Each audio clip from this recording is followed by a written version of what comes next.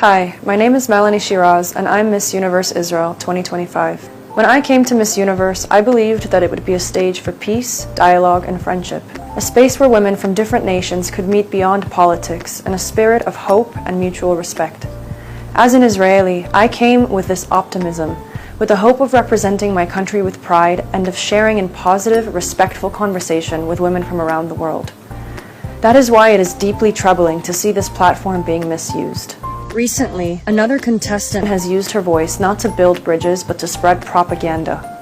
She shared a video that included images of Israeli children murdered by Hamas terrorists on October 7th and then presented them in a way that implied that they were Palestinian victims. Let me be absolutely clear. These children were Israeli. They were born in Israel, they lived in Israel, and they were murdered because they were Israeli. The land they came from was not called Palestine. To present them otherwise is a deliberate distortion meant to erase their true identity and to suggest falsely that Israel itself is simply Palestine. Two of the victims were the Bibas children, Ariel, just 4 years old, and his baby brother Kfir, only 9 months old, the youngest hostage taken on October 7th. Along with their mother Shiri, they were kidnapped from their home in Kibbutz Nir Oz and dragged into Gaza. For months, the world saw their faces as symbols of Hamas's cruelty. Ariel and Kfir were later brutally murdered by their captors in Gaza, and their short lives ended in unimaginable cruelty.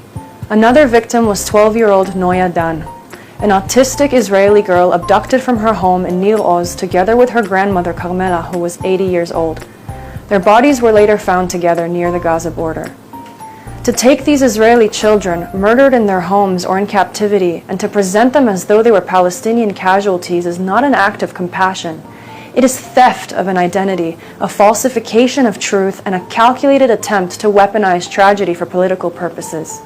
It is also an attempt to erase Israeli identity and to challenge Israel's right to exist by folding Israeli victims into a false narrative that denies who they were. And it is not an isolated act. This contestant has also misrepresented fatality numbers, inflating them by more than 10 times what even Hamas itself has reported. Numbers so easily disproven with just a simple search.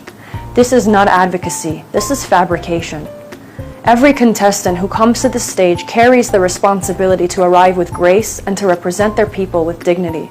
But when someone creates a title for themselves and appoints themselves to be a voice for their people, that responsibility becomes even greater. Choosing to step into such a role demands truth, care, and respect. To use it to instead spread falsehoods and to distort the tragedies of others is not only careless, it is misuse and abuse of the platform itself. What she is doing is not only damaging to my people, it is damaging to Palestinians as well.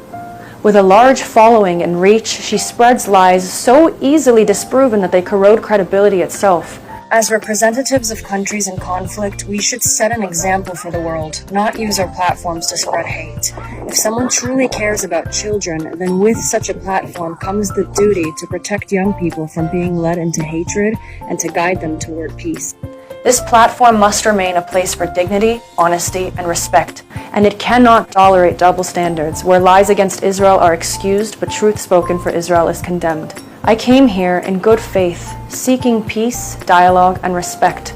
But I will not allow lies to erase truth, nor propaganda to steal the memory of our murdered children and people, and the 48 hostages cruelly still held in captivity in Gaza. Their tragedy belongs to them, to us, and to history, and it will not be stolen. Bring them home.